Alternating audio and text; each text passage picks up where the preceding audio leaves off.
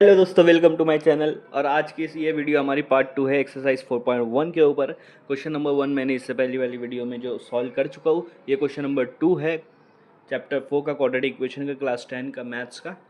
तो देखो, पहला क्वेश्चन हम लोग क्वेश्चन नंबर 2 का पहला क्वेश्चन देखेंगे। और यहाँ पर ये जो क्वेश्चन दिया है, उन्होंने ये बोला है कि इसको क्वाड्रेटिक फॉर्म में लिखना है। क्वाड्रेटिक फॉर्म में इस इक्वेशन बनाओ और उसको क्वाड्रेटिक इक्वेशन के फॉर्म में लिखो, जो जनरल इक्वेशन होता है। तो अगर आप यहाँ देखो, क्या बोला है कि the area of the rectangle plot is 528 metre square.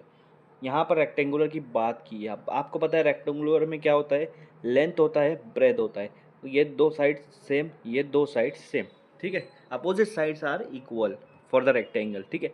तो यहाँ पर लेंथ इंटू ब्रेथ उन्होंने बोला है। Area of the rectangle, area rectangle का एरिया 528 है।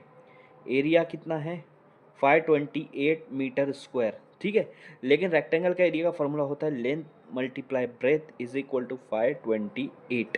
ये रेक्टेंगुलर का एरिया का फॉर्मूला है। Length into breadth is equal to, ये लेंथ इंटू ब्रेथ एरिया है रेक्टेंगल का। और उन्होंने बोला है क्वेश्चन में कि एरिया किसके बराबर है, 528 के। तो लेंथ इंटू ब्रेथ किसके बराबर होगा, 528 metre square, because length into breadth is nothing but area. अगला क्वेश्चन क्या है यहाँ पर आगे, length of plot is one more than twice it breadth. ये क्वेश्चन पर ध्यान दो। Length of plot, length of plot मतलब L, is, length of plot is का मतलब होता है इक्वल टू।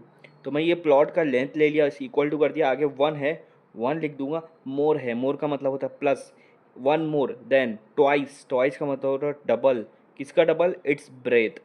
मतलब उन्होंने बोला है कि इसकी जो लेंथ है वो उसके ब्रेथ के डबल में अगर प्लस वन मिलाएंगे, मतलब इसकी ब्रेथ को डबल कर देंगे, इसको डबल कर देंगे और उसमें एक और मिलाएंगे तो उसका लेंथ के बराबर आएगा ये। तो L is equal to 1+2b, ये उसका फॉर्मूला हो गया। समझ में आया? यहाँ पर आपको ये दो इक्वेशन मिल गई है, ठीक है। अब आपको क्या करना है, लेट ब्रेथ बी एक्स। आप ब्रेथ को एक्स मान लो, ब्रेथ को क्या मान लो, X. Let breadth be X, हम ब्रेथ को एक्स मान लेंगे, ठीक है। तो यहाँ पर देखो, बी मतलब एक्स हो जाएगा हमारा इस इक्वेशन के लिए। तो 1+2, बी की जगह क्या रख देंगे, एक्स। तो एल की वैल्यू के आगे 1+2x, ठीक है। और यहाँ पर उस हिसाब से चेंज हो जाएगा, L into X is equal to 528। मैं क्या किया, सिर्फ ब्रेथ को, ये मेरे पास जगह नहीं है, नहीं तो मैं नीचे वापस से लिखता होता। ब्रेथ की जगह पर एक्स रख दिया मैंने, ब्रेथ को एक्स मान लिया कि ब्रेथ कितनी है, एक्स है, ठीक है। तो L into X equal to 528 और L is equal to 1+2x। अब फर्स्ट वाली इक्वेशन लो, L into X is equal to 528। यहाँ पर L की जगह पर L किसके बराबर है, 1+2x के बराबर है। x वाला टर्म लेना है, 1+2x, ये वाला नहीं है, 1+2x के बराबर। तो L की जगह पे रख दूंगा 1+2x, और ये x आगे है, ये 528। अब मल्टीप्लाई करो, 1 को x से मल्टीप्लाई करूँगा, x वन ज़ा x, प्लस 2x को x से मल्टीप्लाई करूँगा, 2x स्क्वायर हो जाएंगे, क्योंकि x और x मल्टीप्लाई होकर x स्क्वायर हो जाता है। 528 राइट साइड में है, ठीक है। अब आपको क्वाड्रेटिक इक्वेशन के फॉर्म में लिखना है। तो सबसे पहले स्क्वायर वाला टर्म होता है, तो इसको पहले लिख लो। उसके बाद एक्स वाला टर्म होता है, वेरिएबल वाला टर्म, जिसके ऊपर पावर 1 है, वो यहाँ लिख लेते। अब 528 को अगर मैं लेफ्ट साइड में लेकर जाऊँगा, इधर प्लस में है तो लेफ्ट साइड में आके क्या हो जाएगा, वो माइनस हो जाएगा। तो ये हो जाएगा x2x² plus x minus 528 equal to 0। ये आपका जनरल फॉर्म है क्वाड्रेटिक इक्वेशन, मतलब ये जनरल फॉर्म के फॉर्म में आ गया है क्वाड्रेटिक इक्वेशन के। तो ये आपका इस क्वेश्चन के लिए क्वाड्रेटिक इक्वेशन है।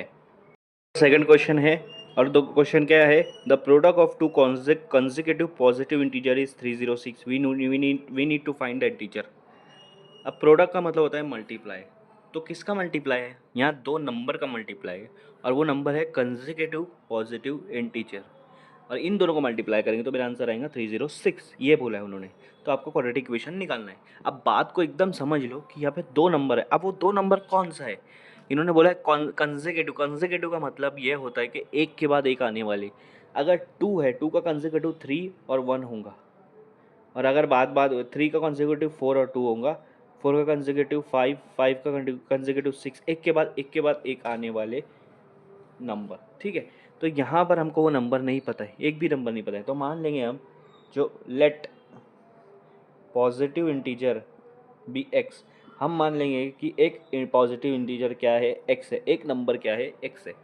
तो दूसरा नंबर क्या होगा, उसके आगे वाला, मतलब x+1। मान लो तुम्हारा एक नंबर 2 है, तो उसका अगले वाला नंबर क्या होगा, 2+1 होगा ना, 3 होगा ना। तो 3 को 2+1 लिख सकता हूँ। अगर आपका पहला नंबर 3 है तो अगला वाला नंबर क्या होगा 4, जिसको हम लगेंगे 3+1। तो वैसे ही अगर आपका नंबर x है तो उसका अगले वाला नंबर होगा x+1। समझ में आया? ठीक है। तो यहाँ पर अगर x है तो उसका अगला नंबर क्या है x+1। तो एक नंबर x है और एक नंबर x+1 है, ये दो नंबर हो गए, दो कंसेक्यूटिव पॉजिटिव इंटीजर हो गया। और उनका क्या करना है, प्रोडक्ट मतलब मल्टीप्लाई। तो उसका आंसर मिलेगा 306। अब प्रोडक्ट करो, x को x से मल्टीप्लाई करूँगा x² हो जाएगा, x को 1 से मल्टीप्लाई करेंगे x1 x प्लस बीच में आएगा क्योंकि प्लस है, और इज इक्वल टू 306। अब ये 306 को उठा के लेफ्ट साइड लेके आएंगे, क्योंकि हम लोग यहाँ पे क्वाड्रेटिक इक्वेशन निकाल रहे हैं ना, तो सारे टर्म्स जो है ना लेफ्ट साइड में लिखना है, एक ही साइड लिखना है। तो 306 इधर आके माइनस हो जाएगा, तो -306 इक्वल टू 0। ये आपका क्वाड्रेटिक इक्वेशन आ गया इस क्वेश्चन के लिए। ये है हमारा थर्ड क्वेश्चन, और इसको अच्छे से समझो क्या है। Rohan mother is 26 year older than him. मतलब रोहन की कुछ एज है, ठीक है, तो उसकी मम्मी की एज उससे 26 ईयर बड़ी है, 26 साल बड़ी है उसकी मम्मी, ठीक है। आगे का क्या बोला है, the product of their age 3 year from now will be 360। We would like to find Rohan's present age. हमको रोहन की एज मालूम करना है, तो हम लोग यहाँ पर लिख देंगे let Rohan's age Rohan's present age. मान लो आज की रोहन की जो एज है वो है एक्स है। आज रोहन कितने साल का है, एक्स साल का है। कितने साल का है, एक्स साल का है। तो उसकी मम्मी आज कितने साल की होंगी, उसकी मम्मी उससे 26 साल बड़ी है, तो रोहन की एज में 26 प्लस कर दो। सिंपल सा कंसेप्ट है। रोहन की एज अगर आज, मैं मान लेता हूँ रोहन की एज आज अगर 24 साल है, तो उसकी मम्मी की एज कितनी होंगी, 24 में 26 मिलाओ 50 ईयर्स होंगी। जाहिर सी बात है। तो अगर रोहन की एज एक्स है तो उसकी मम्मी की क्या होंगी, x+26। ठीक है। उन्होंने क्या बोला है, प्रोडक्ट ऑफ देयर एज, इन दोनों एज की, मम्मी की और रोहन की और मम्मी की एज की प्रोडक्ट करो, तो ये दोनों मल्टीप्लाई हो गया। हाँ, लेकिन उन्होंने बोला है आज से 3 साल बाद की जो एज होंगी उसकी प्रोडक्ट करो, ठीक है। तो रोहन की एज तो एक्स है, और मदर्स एज मैं लिख देता हूँ, मदर्स प्रेजेंट एज, आज की as, present as B x+26। अगर रोहन की एज x है तो मदर की एज x+26 होंगी, ठीक है। आज से 3 साल बाद तो रोहन की एज कितनी हो जाएंगी, आज से 3 साल के बाद रोहन की एज होंगी आज से 3 साल ज़्यादा, मतलब x में 3 मिला दो। आज x है तो 3 साल बाद x+3 होंगी, ठीक है। तो मदर की एज भी तो बढ़ेंगी, मदर की एज भी तो बढ़ेंगी। तो आज अगर उनकी एज है x+26, तो 3 साल बाद कितनी होंगी, +3। 3 बढ़ा दो, दोनों में 3 3 साल बढ़ा दो 3 साल के बाद, ठीक है। हाँ, मतलब आज अगर कोई 10 साल का है, कोई 20 साल का है, तो 3 साल बाद वो 10 साल वाला भी 13 का होगा और 20 साल वाला भी 23 का होगा, दोनों की 3 3 बढ़ेंगी, इसलिए 3 3 बढ़ा दिया इस तरह से। उन्होंने बोला कि इनकी एज, रोहन की एज और उसकी मम्मी की एज आज से 3 साल के बाद, ये दोनों है, उनका अगर प्रोडक्ट किया, उन दोनों को मल्टीप्लाई किया, तो मेरा आंसर आएगा 360। अब इनका क्वाड्रेटिक इक्वेशन निकालो, सिंपल सी चीज़ है। तो ये दोनों दोनों को सॉल्व करना है, इन दोनों को मल्टीप्लाई करना है। तो x+3 को मल्टीप्लाई करूँगा x+29 से, किससे मल्टीप्लाई करूँगा, 29 से। 26+3 कितना हो जाएगा, 29, ठीक है। x को x से मल्टीप्लाई करेंगे x² हो जाएगा, प्लस इसी x को 29 से मल्टीप्लाई करेंगे, इसी x को 29 से मल्टीप्लाई करेंगे, 29x हो जाएगा। फिर प्लस, अब x का दोनों के साथ हो गया, अब 3 को पकड़ो, 3 को x के साथ मल्टीप्लाई करेंगे 3x हो जाएगा। अब यही 3 को 29 के साथ मल्टीप्लाई करेंगे तो 33 90 तो 87 आंसर आ जाएगा, इज इक्वल टू 360। अब x² 29x 3x, ये दोनों x है तो दोनों का प्लस है, प्लस कर दो 32x हो जाएगा, प्लस 87 ये आपका नंबर है। 360 को मैं अगर लेफ़्ट साइड लेकर आ जाऊँगा तो माइनस हो जाएगा, क्योंकि उधर प्लस है, तो 360 माइनस हो गया। अब आप देखो x² का एक ही टर्म है तो उसको वैसे के वैसे लिखो, 32x का भी एक ही टर्म है तो उसको वैसे के वैसे लिखो। ये देखो, ये दोनों देखो नंबर है, ठीक है, ये दोनों क्या है, नंबर है। 87 प्लस में है, 360 माइनस में। जब एक प्लस एक माइनस होता है तो बड़े में से छोटे को माइनस करते हैं। इधर से 60 जाएंगे, उधर से 27, तो 373 273 क्या आएगा, 273। ये प्लस में, ये माइनस में, प्लस माइनस क्या होता है, माइनस होता है, इक्वल टू 0। तो ये आपका क्वाड्रेटिक इक्वेशन आ गया है, ये आपका क्वाड्रेटिक इक्वेशन आ गया है x² + 32x - 273, इस तरह से। तो ये हमारा सबसे मतलब थोड़ा सा टिपिकल क्वेश्चन है, इसको इजीली समझो। फोर्थ क्वेश्चन है, इसको समझ लो पहले। A train travel a distance of 480 kilometre at a uniform speed. If speed had been 8 kilometre per hour less than it would have taken 3 hour more to cover same distance. एक train है। अभी यहाँ पर speed distance time है, तो मैं आपको बताता हूँ स्पीड डिस्टेंस टाइम का फॉर्मूला होता है speed is equal to distance upon time. हम यहाँ पर स्पीड को मानेंगे एक्स, स्पीड को मानेंगे एक्स, ठीक है। लेट स्पीड बी एक्स, क्योंकि हमको यहाँ पर बोला है कि स्पीड फाइंड आउट करना है।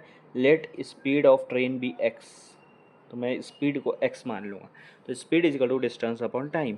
टाइम को स्पीड की जगह ले लो और स्पीड को टाइम की जगह ले लो, ये दोनों को एक दूसरे से, ठीक है, चेंज कर दिया, इंटरचेंज। तो T is equal to D by X, ये आपका फॉर्मूला आ गया, ठीक है। अभी पहला ये बोला कि एक ट्रेन है, वो 480 किलोमीटर ट्रैवल कर रही है। तो अगर ये वाला फॉर्मूला ले तो पहला, तो time is equal to distance आपका आपका 480 किलोमीटर है और उसको यूनिफॉर्म स्पीड एक्स लग रहा है। तो एक ट्रेन को, ये टाइम है, टी टाइम है, एक ट्रेन को 480 किलोमीटर कवर करने में एक्स स्पीड में 480 किलोमीटर कवर करने में टाइम क्या लग रहा है, टी, ठीक है। अब उन्होंने क्या बोला है कि यही ट्रेन सेम स्पीड, ठीक है, सेम स्पीड T1, और यहाँ पे T2 दे देता हूँ मैं, यहाँ पे T2 दे देता हूँ, ठीक है। सेम स्पीड यही ट्रेन 480 किलोमीटर की डिस्टेंस, सॉरी स्पीड बोल रहा हूँ, सेम डिस्टेंस यही ट्रेन जब कवर कर रही है, ठीक है। अब क्या हो गया कि स्पीड अगर हमने 8 किलोमीटर कम कर दिया, पहले की स्पीड से अब की स्पीड 8 किलोमीटर कम हो गई, डिस्टेंस तो सेम है, तो जाहिर सी बात है टाइम कितना लगेगा, 3 घंटा ज़्यादा लग रहा है। टाइम कितना लग रहा है, 3 घंटा ज़्यादा लग रहा है, ज़्यादा लग रहा है, ठीक है। तो अब मैं क्या करूँगा, T2 माइनस T1 कर दूंगा, T2 माइनस क्या कर दूंगा, T1, ठीक है। ये एस नहीं एक्स है, ये आपका स्पीड है।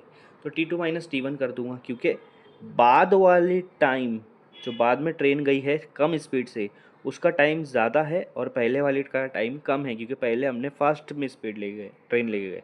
तो T2 है आपका 480 डिवाइड बाय एक्स माइनस 8, बीच में ये माइनस, फिर T1 है आपका, ब्रैकेट में ले लेते हैं 480 अपॉन एक्स, 480 अपॉन एक्स, ठीक है। इन दोनों को अगर माइनस करूँगा तो कितना ज़्यादा घंटे टाइम लग रहा है, 3 घंटा ज़्यादा लग रहा है, 3।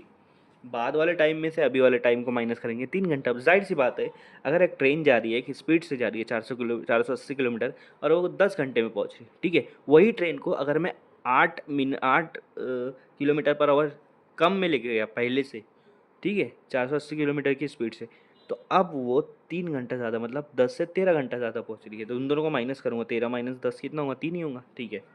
ये 480 बाहर निकाल दो, क्या निकाल दो, बाहर।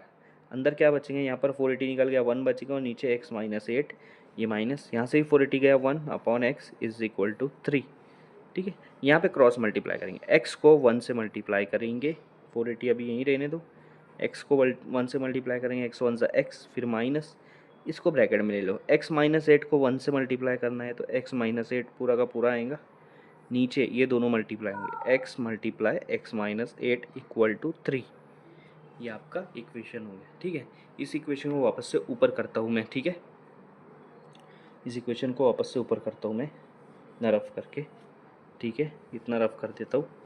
देखो 480 यहाँ पर है, 480 यहाँ पर है, उसके बाद x माइनस, अभी ब्रैकेट खोलेंगे तो अंदर वाली साइन चेंज होंगी, x माइनस माइनस क्या हो जाएगा, प्लस, और ये 8 हो जाएगा नीचे, नीचे इन दोनों को मल्टीप्लाई करो, x मल्टीप्लाई बाय एक्स कितना हुआ, एक्स स्क्वायर हो जाएगा, और x मल्टीप्लाई बाय 8 8x हो जाएगा, बीच में माइनस इक्वल टू 3, ये और ये कैंसिल हो जाएगा प्लस माइनस में, ठीक है। तो ऊपर बच रहा 8, ऊपर बच रहा 480 मल्टीप्लाई 8, और नीचे सिर्फ बच रहा X square minus 8x is equal to 3, is equal to 3। समझ में आ रहा है। अब क्या करूँगा मैं, देखो 480 मल्टीप्लाई बाई 8 ऊपर का ऊपर रहने दूंगा, ठीक है, इज इक्वल टू, ये जो एक्स स्क्वायर माइनस 8x है इसको इधर लेकर चला जाऊँगा, पूरा का पूरा एक्स स्क्वायर माइनस 8x, और ये जो 3 है इसको नीचे लेकर आ जाऊँगा, एक्सचेंज कर दूँगा, यहाँ से यहाँ, यहाँ से यहाँ, एक्सचेंज ऑफर कर देंगे हम लोग, ठीक है। अब 3 के टेबल में 8 तो नहीं आता, 3 के टेबल में 480 आएगा, 3 एक इसको दिए, 3 6 18 और ये 0, तो आपको बच रहा है 160 multiply by 8 is equal to X square minus 8x। अब आप देखो 16 को 8 से मल्टीप्लाई करूँगा तो 128 होगा और ये 0 इधर बच रहा एक्स स्क्वायर माइनस 8x। अगर 1280 को अगर मैं राइट साइड में लेकर चला गया एक्स स्क्वायर माइनस 8x, 1280 को मैं अगर राइट साइड में लेके गया तो माइनस हो जाएगा, -1280 बचेगा क्या इज इक्वल टू 0। तो ये आपका क्वाड्रेटिक इक्वेशन आ गया x square minus 8x minus 1280।